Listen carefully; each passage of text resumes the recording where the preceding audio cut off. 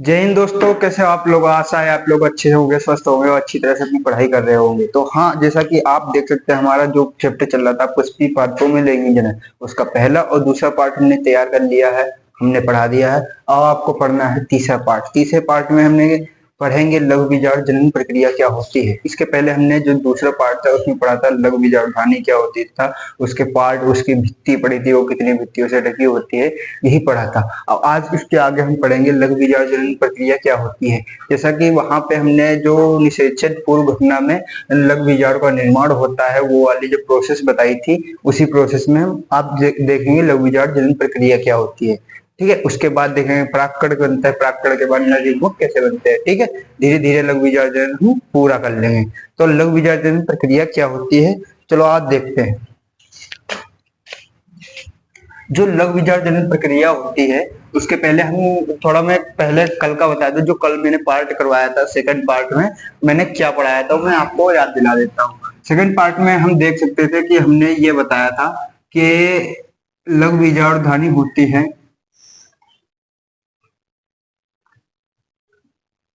ठीक है, ये हमारी जो लघु बीजाणुधानी यहाँ पे होती है। ठीक है, तो यहाँ पे लघु बीजाणुधानी होती है।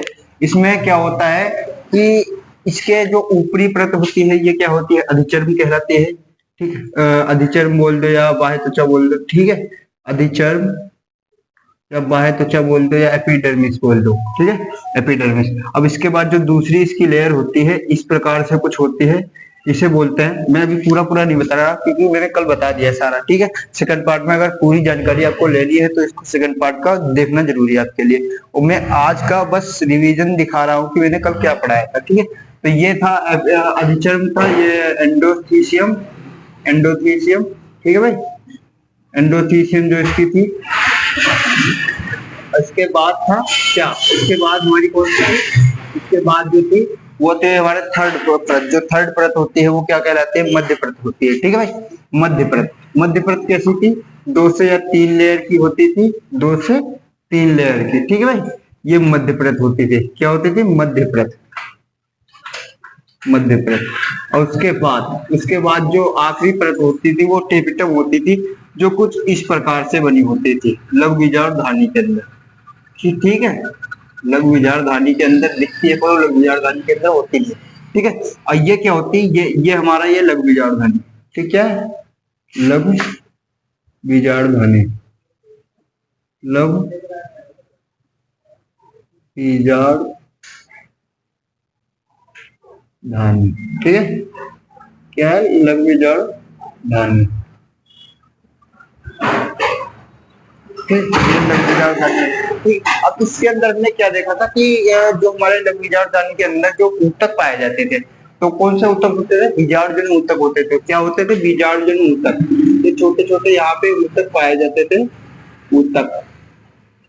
ठीक है भाई, ये ये क्या होते थे, ये होते थे बीजाणुजन ऊतक।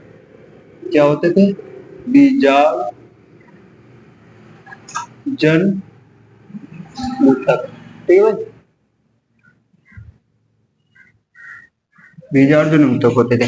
अब हम यहाँ पर हमारा जो मेन काम है बीजाणुजन ऊतकों से है, तभी तो हमारा जो बीजाणुजन ऊतक है, इसी के द्वारा हम लघु बीजाणुजन प्रक्रिया पढ़ेंगे कि लघु बीजाणुजन कैसे होता है। ठीक है, लघु बीजाणु का निर्माण कैसे होता है, जो उसके बाद परागकण कैसे बनते हैं, ये हम पढ़ेंगे। तो हम आज पिछला क्लास तो हमने देख लिया, ये क्या था, इसमें हमने क्या पढ़ाया था। जो भी पढ़ाया था आपको मैंने अभी भी बता दिया है। तो इसके बाद हम सबसे पहले आते हैं लघु बीजाणुजन ऊतक। तो यहाँ पर बताया गया है जो लघु बीजार्जन ऊतक होती है, उसकी जो प्रत्येक कोशिका होती है, एक प्राग मात्र कोशिका होती है। प्राग मात्र कोशिका बोले तो कि प्रत्येक कोशिका द्वारा एक लघु बीजाणु उत्पन्न हो सकता है, एक लघु लघु बीजाणु चतुष्क बन सकता है। ठीक है, तो यहाँ पर जो इसकी प्रत्येक कोशिका होती है वह सक्षम होती है किसी एक नए लघु बीजाणु का निर्माण करने में। ठीक है, तो इसी के द्वारा बीजार्जन ऊतक द्वारा लघु बीजाणु का निर्माण होता है। चलो मैं इसको मिटाता हूँ, फिर बाद में बताता हूँ। ठीक है,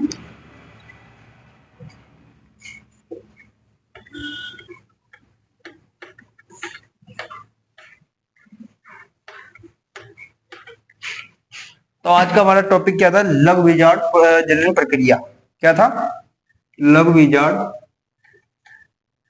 लघु बीजाणु जनन क्या होता है, ठीक है भाई, जनन प्रक्रिया।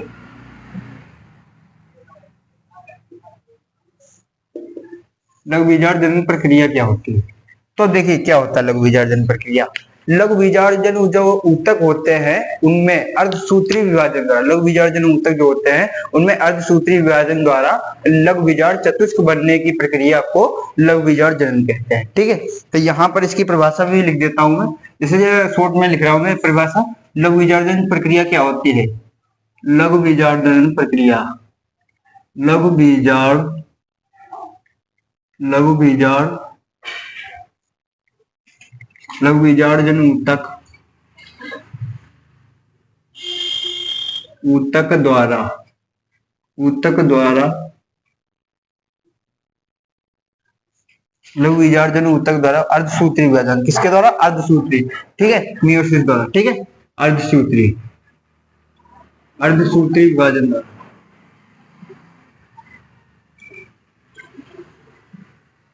अर्धसूत्री विभाजन द्वारा, अर्धसूत्री विभाजन द्वारा बनी बने लघु बीजार्ड चतुष्क को, अर्धसूत्री विभाजन होगा उसके बाद लघु बीजार्ड चतुष्क, चतुष्क बोले तो टेट्राड, मतलब 4 लघु बीजार्ड बनेंगे एक साथ चिपके हुए, ठीक है। तो विभाजन द्वारा लघु बीजार्ड द्वारा बने लघु बीजार्ड, लघु बीजार्ड चतुष्क को, चतुष्क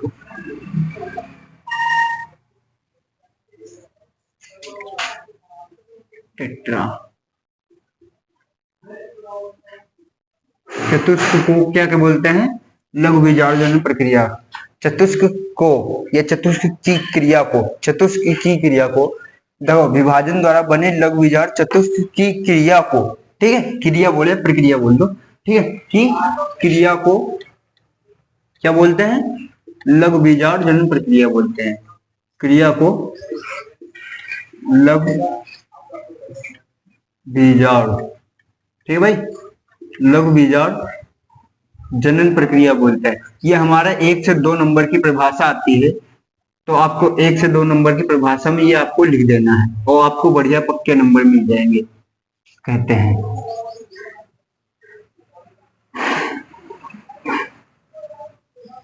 लघु बीजार्जन प्रक्रिया कहते हैं।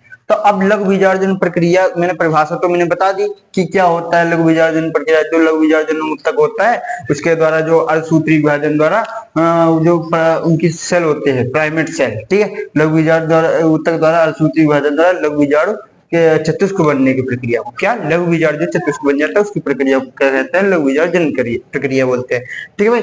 तो अब यहाँ पर हम देखेंगे कि ये तो परिभाषा होगी, कितने नंबर में आती है? 2 नंबर में, 1 नंबर में, ऐसे परिभाषा ये पूछ ली जाती है। लेकिन ये लघु बीजार्ड जनन प्रक्रिया की परिभाषा ना पूछकर इसको कितने नंबर पूछा जाता है? 4 से 5 नंबर में पूछा जाता है। पर कैसे? चित्र के साथ हमें पूरे प्रोसेस बतानी होती है कैसे क्या होता है, ठीक है। तो यहाँ लघु बीजार्ड जनन प्रक्रिया एक इसकी परिभाषा तो हो गई 1 से 2 नंबर में, 1 से 2 नंबर, ठीक है। और चित्र सहित जो होता है, चित्र इसका ज्यादातर पूछा जाता है, चित्र सहित जो होता है वो होता है 4 से 5 नंबर का, ठीक है भाई। तो ये आपके लिए बहुत ज्यादा इंपॉर्टेंट है, आपको जरूर इसे ध्यान में रखना होगा। और वो जो मैंने प्रोसेस बताया था कि मतलब लघु बीजार्ड जनन प्रक्रिया, फिर उसके बाद लघु बीजार्ड, फिर परागकण, ये कैसे बनते हैं, वो आपको प्रोसेस आपके दिमाग में होनी चाहिए, ठीक है। तब तक के लिए स्क्रीनशॉट कर लो, मैं साइड हट जाता हूँ।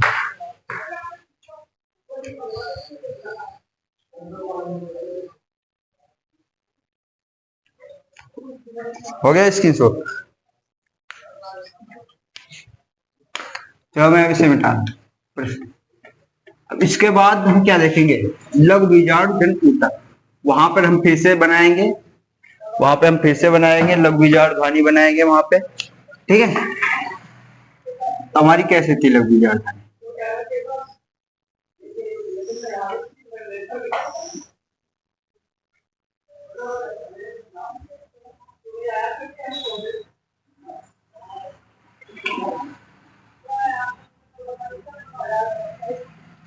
ठीक है भाई, ऐसे कुछ।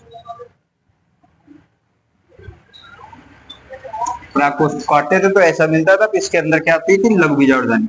तो यहां पर जब हम देखते हैं लघु बीजार्ड ध्वनि जो होती है, ये हमारी क्या है, लघु बीजार्ड ध्वनि है। क्या है, लघु बीजार्ड ध्वनि। ठीक है,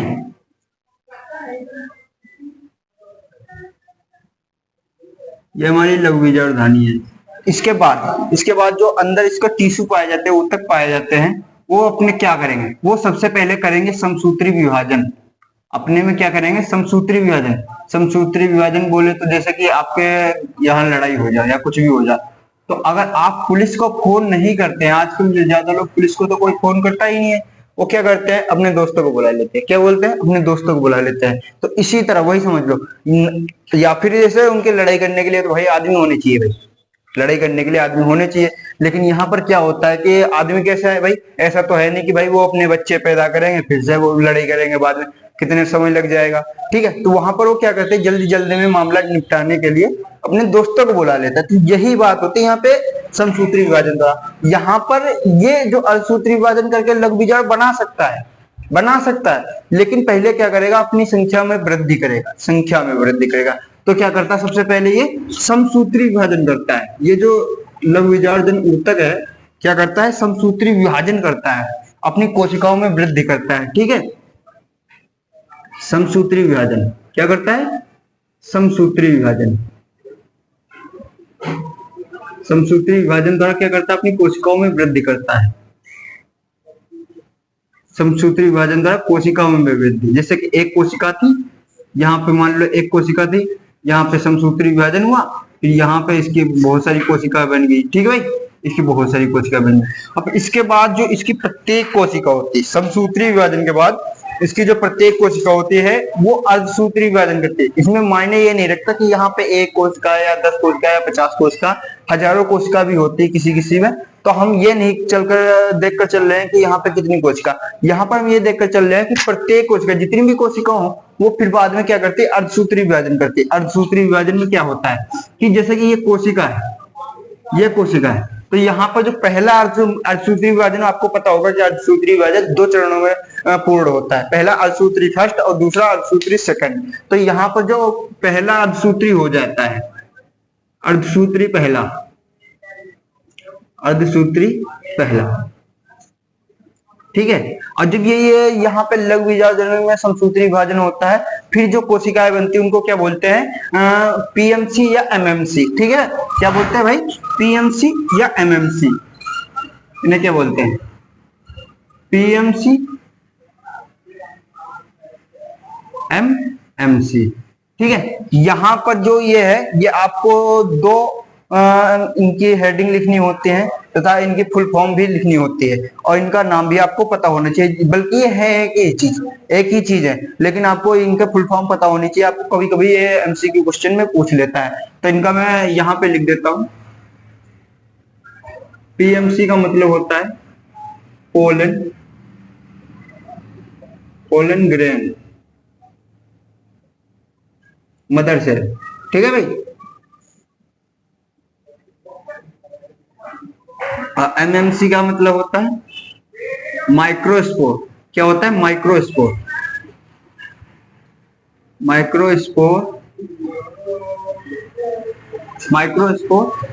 मदर सेल।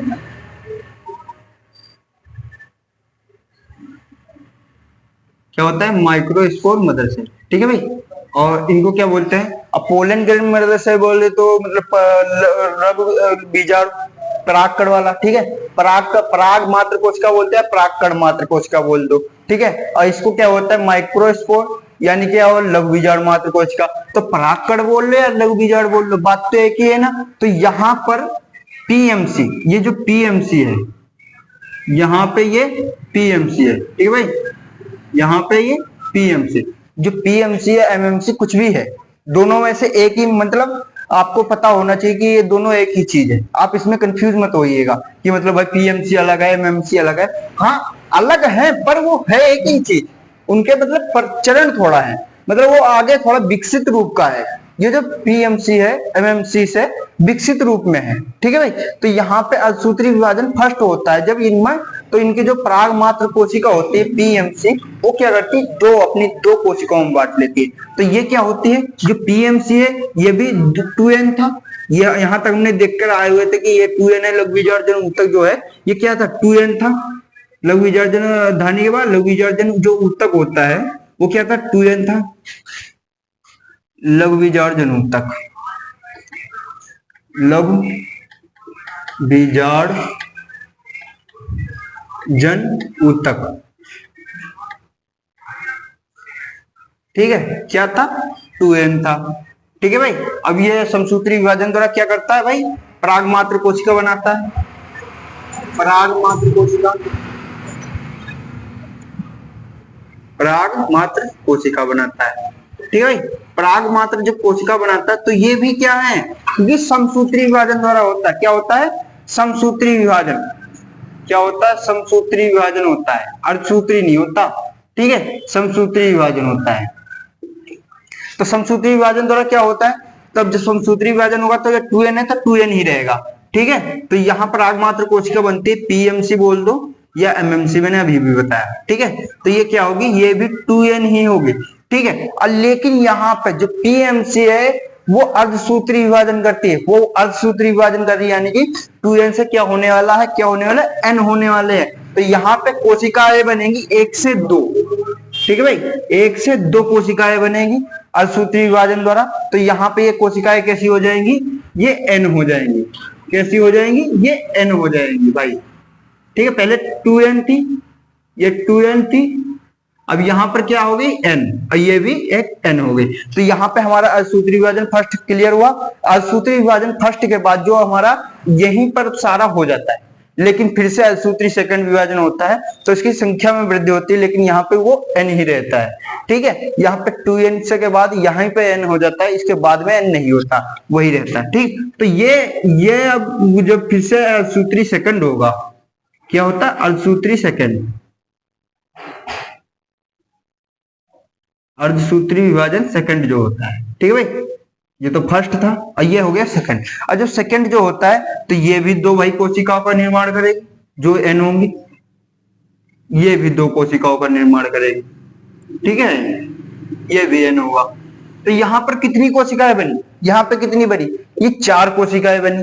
लेकिन मैं आपको समझाने के लिए बता रहा हूं कि ये अलग अलग है, लेकिन यहाँ पर ये अलग अलग कोशिकाएं नहीं होती हैं, बिल्कुल भी अलग अलग कोशिकाएं होती ही नहीं है। तो ये कैसी होती हैं, ये तो कैसी होती है, ये ऐसी होती है, बताऊंगा अभी, बताओ। ये होती हैं कुछ इस प्रकार की, ऐसे कोशिका बनेगी, ऐसे, ये n, ये n, ये n। अब यहां पर आपको दिख रही है, अब हम देखेंगे यहाँ पे हमें क्या दिख रहा है, 3 दिख रही हैं, लेकिन चौथी हमने क्या कहा था, हाँ यहाँ पे 4 कोशिकाएं बनी, तो 3 कोशिकाएं दिख रही है, एक कहाँ है, एक सर जी इसके पीछे है, एक किसके पीछे, इसके पीछे है। जैसा कि आपको पैसे के पीछे बना होता है ना, तो उसमें 4 मुंह होते हैं ना उस शेर के, उस शेर के कितने मुंह होते हैं, 4 मुंह होते हैं। तो उसके 3 मुंह में दिखते हैं, लेकिन एक मुंह कैसा होता है, वो उसके पीछे बना होता है। तो इसी तरह एक इसकी जो कोशिका है उसके पीछे है। तो कुछ इस प्रकार से कोशिकाएं बनी होती है। तो यहां पर इस प्रकार ना बोलकर जो इस प्रकार हमने, ये तो आपको समझाने के लिए बनाया भाई, ये 2 कोशिका बनाएगी, ये 2 कोशिका बनाएगी, 4 बन जाएंगी। ठीक है, तो यहां पर ये इस तरह के बनाती है, ना कि इस तरह का। बनती तो 4 ही है, लेकिन इस तरह का बनाती है। ठीक है, तो हम देखेंगे, इसे मैं मिटा देता हूं डायरेक्ट, यहां पर कंफ्यूज हो जाएगा, वरना मैं यहां पर डायरेक्ट इसे मिटा देता हूं।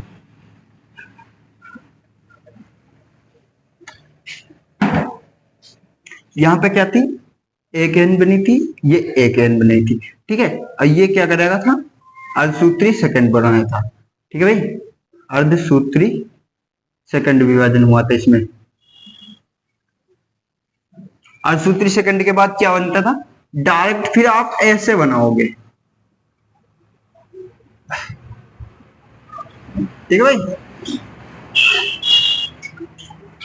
अब इसी को हम क्या बोलते हैं, इसी को क्या बोलते हैं, लघु बीजार्ड चतुष्क बोलते हैं। चतुष्क बोले तो टेट्राड, मतलब 4 कोशिका है ना, तो चतुष्क हो जाएगा। ठीक है, इसी को हम क्या बोलते हैं, लघु बीजार्ड चतुष्क, लघु बीजार्ड चतुष्क।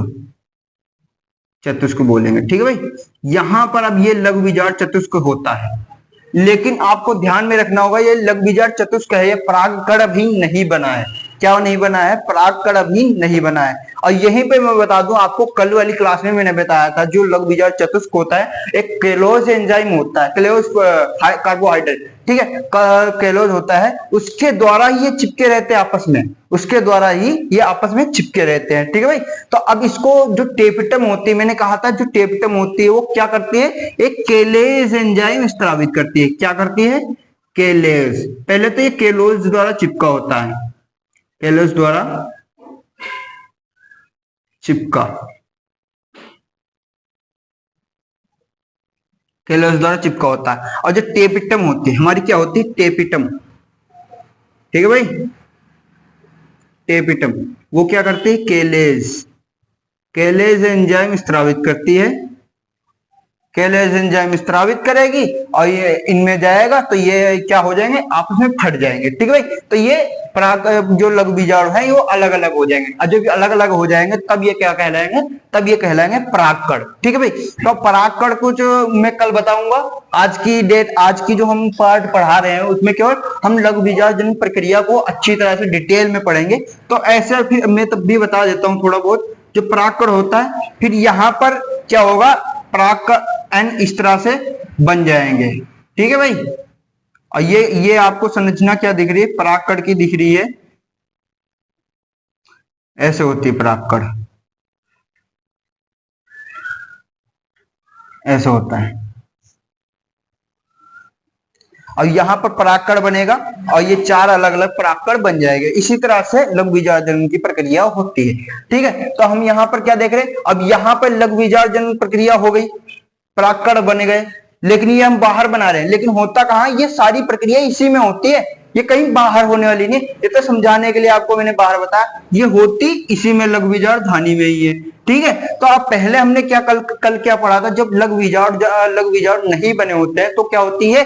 अपरिपक्व परागकोश होता है। कैसा परागकोश होता है? अपरिपक्व मतलब विकसित परागकोश नहीं होता है। और जो परागकण बन जाते हैं, जब परागकण बन जाते हैं, सर जी यहाँ पे जो लघु बीजाणु ऊतक है उसके बाद जब परागकण बन जाएंगे तो यहाँ पर क्या होगा? परागकण होंगे, परागकण होंगे। चलो पहले इसकी स्क्रीनशॉट मान लो, फिर मैं आगे लिखकर बताता हूँ कैसे क्या होता है। मान लो स्क्रीनशॉट कर लो।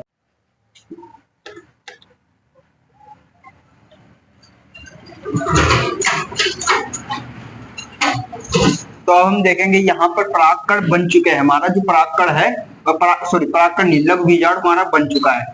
ठीक है, यहाँ पर हमारा जो लघु बीजाणु है वो बन चुका है,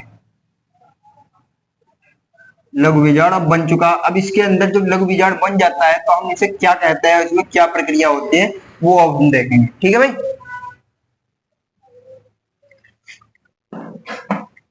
जब हमारी लघु बीजाणु बन जाता है तो ये जो हमारी लघु बीजाणु धानी होती है इसके अंदर क्या बन गया? ये भाई परागकण हमारे लघु बीजाणु बन गए। ठीक है भाई, ये हमारे अंदर क्या बन गए? लघु बीजाणु बन गए भाई, इसके अंदर लघु बीजाणु बन गए। मैं एक आध बनाता हूँ यहाँ पे, लेकिन सारे बन गए हों। ठीक है, इतना तो आपको पता ही होगा। यहाँ पे सब में लघु बीजाणु बन गए। क्या बन गए? लघु बीजाणु बन गए। अब यहाँ पे जब लघु बीजाणु हमारे बन जाते हैं तो ये क्या होता है? तब यहाँ पर हम जो ये लघु बीजाणु धानी बोलते थे, इसको क्या बोलते थे? लघु बीजाणु धानी। अब जो पहले वाला जो था, जब लघु बीजाणु हमारे बने नहीं थे तो क्या था? अपरिपक्व परागकोश था, विकसित परागकोश नहीं था। अब यहाँ पर क्या होगा? ये परिपक्व होगा भाई। क्या होगा? परिपक्व मतलब विकसित हो गया, परिपक्व परागकोश। क्या?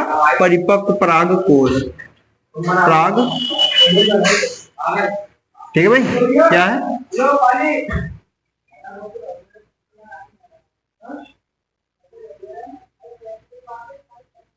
परिपक्व परागकोश है। ठीक है भाई, क्या है? परिपक्व परागकोश हो जाता है, क्योंकि यहाँ पे लघु बीजाणु हमारा बन गया तो ये परिपक्व हो गया। और जब परिपक्व परागकोश होता है तो उसमें जो लघु बीजाणु धानी होती है वो भी भाई अपने आप को विकसित करेगी, परिपक्व करेगी भाई, वो वृद्धि करके विकसित होकर क्या बन जाती है? परागपुट्टी। क्या बन जाती है? परागपुट्टी। इस बात को ध्यान में रखिएगा, जब लघु बीजाणु बन जाते हैं, लघु बीजाणु बन जाते हैं तो हमारी जो लघु बीजाणु धानी होती है वो क्या कहलाती है? परागपुट्टी कहलाती है। ठीक है भाई, पराग पुट्टी, पराग पुट्टी पोलन सेक, ठीक है भाई, पोलन सेक कहलाएगी, पोलन सेक कहलाते हैं। अब यहाँ पर ये तो आपको पता होगा, ये योजी था हमारा, ठीक है भाई, ये योजी था, ठीक है, ये पराग पुट्टी कहलाएगी। अब यहाँ पे जो हमारा परागकण बन चुके हैं, लघु बीजार्जन बन चुके हैं, हमारा पराग पुट्टी कहलाएगी। अब पराग पुट्टी के बाद ये जो होता है, सुनो, ये हमारी क्या है, अधिचर्म थी। तो यहाँ पे जो पहली हमारी परत होती है वो क्या होती है, अधिचर्म। मैंने बताया था आपको पहले भी, ये क्या होती है, अधिचर्म होती है, ठीक है भाई। इसके बाद क्या होती है, एंडोथीसियम होती है। इसके बाद क्या होती है, मध्य परत होती है। फिर क्या होती है, टेपिटम होती है, ठीक है भाई। यहाँ पे मध्य परत और टेपिटम, पहले एंडोथीसियम होती है, एंडोथीसियम, ठीक है भाई, एंडोथीसियम क्या होती है, एंडोथीसियम। इसके बाद क्या होती है, मध्य परत, ठीक है। मध्य परत क्या होती है, 3 से 4 लेयर की होती है, ठीक है भाई, 3 से 4 लेयर की होती है मध्य परत।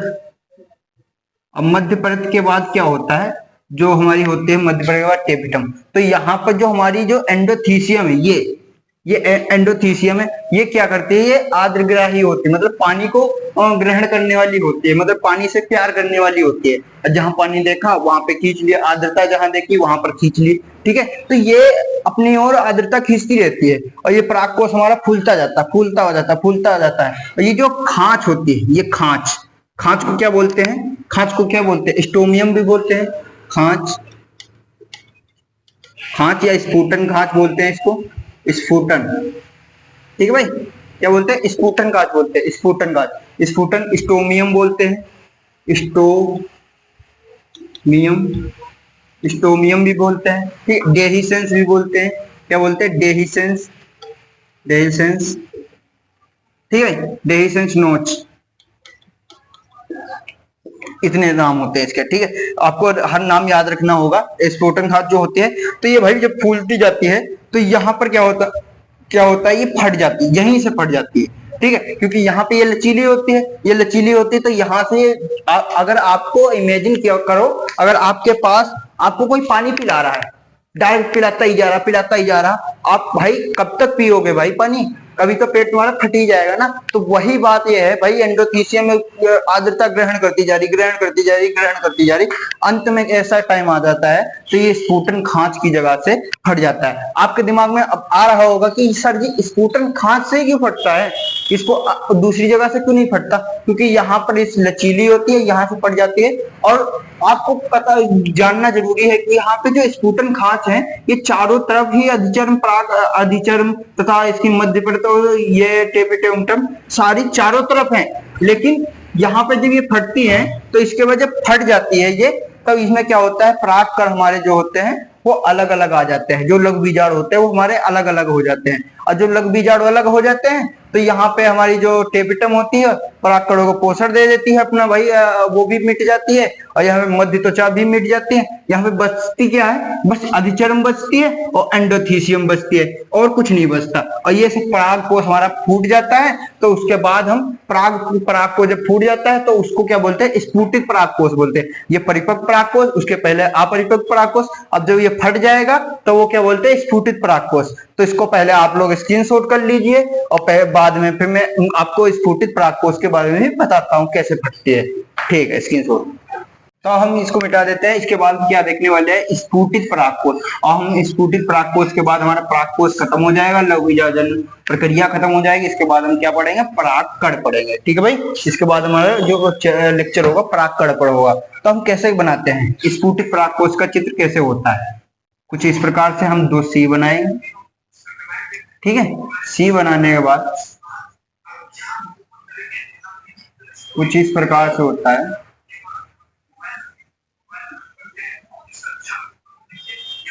ठीक। यहाँ पर जो हमारी ये जो होती है, ये हमारी जो स्फुटित परागकोश होता है वो कुछ इस प्रकार होता है। यहाँ पर परागकोश है, ये बन गया परागकोश भाई, और यहाँ पर ये बन गया लघु बीजाणु, ठीक है, लघु बीजाणु। इसी प्रकार से कई सारे लघु बीजाणु होते हैं, ठीक है भाई।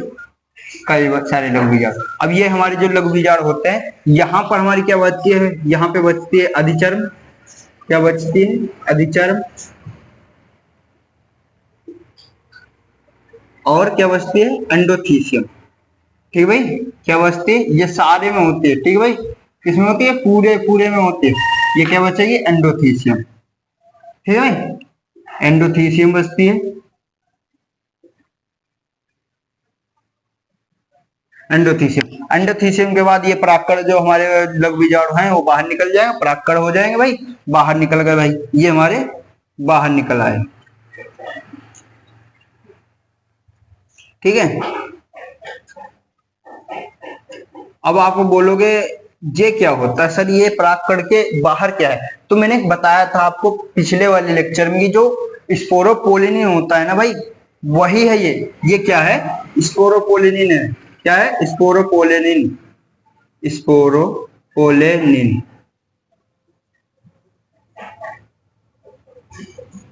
क्या है, स्पोरोपोलिनिन है। ठीक है भाई, स्पोरोपोलिनिन है। अब परागकण हमारे बाहर निकल आएंगे और ये हमारा ये समाप्त हो जाएगा। यहाँ पर जो टेपिटम होती है वो परागकणों को पोषण दे देती है, खत्म हो जाती है। मध्य त्वचा ऐसे भी खत्म हो जाती है। अब बचते क्या है, हमारे जो परागकण वो बाहर निकल आते हैं। ठीक है, तो यहाँ पे चतुष्क जो होता है वो फट जाता है, वो अलग हो जाता है और परागकण हमारे बाहर निकल आते हैं। अब इस प्रकार से हमारा जो लघु बीजाणु प्रक्रिया हुई वो खत्म।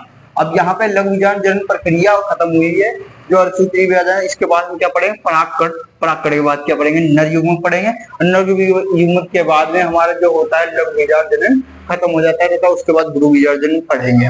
ठीक है, तो यहाँ पर हमने आपको बता दिया क्या है, ये दोनों तरफ है, ऐसी बात नहीं कि आपको एक तरफ मिलेंगे, ये दोनों तरफ ये आपको परागकण मिलेंगे, एक तरफ नहीं दोनों तरफ मिलेंगे। ठीक है, इस प्रकार परागकण बाहर निकल जाते हैं। ये हमारा कहलाता है स्फुटित। आपको एनसीईआरटी में अपरिपक्व, शायद अपरिपक्व वाला नहीं दिया गया है डायग्राम, लेकिन आता है, आता है स्फुटित परागकोश। हमने आपको तीनों तरह के परागकोश के बारे में पढ़ा दिया है। आपको तीनों तरह के परागकोश को बढ़िया से रिवीजन करना है और आपको ये 3 से 4 नंबर में आएंगे। परागकोश का चित्र आ जाते हैं और हमारे इस चैप्टर में और ज्यादा कुछ है ही नहीं, बस चित्र इसी चैप्टर, इन्हीं चैप्टर से आता है। 2 या 3 फर्स्ट, सेकंड और थर्ड चैप्टर में से बस चित्र ही चित्र आने की ज्यादा संभावना होती है। वो चित्र हमारे आते हैं 10 से 12 नंबर के पूरे एग्जाम में। ठीक है, तो आपको चित्र को भाई नेग्लेक्ट नहीं करना है, वरना आपके नंबर 10 से 12 चले जाएंगे। ठीक है, तो इस तरह से होता है। तो आज मैंने आपको बता दें लघु बीजाणु प्रक्रिया क्या होती है। अच्छा लगा आप हमारे साथ बने रहे, आप हमारी क्लास में, और आपके लिए हम अगले दिन परागकण के बारे में बढ़िया से डीप जानकारी लेकर आएंगे, आपको बताएंगे। धन्यवाद।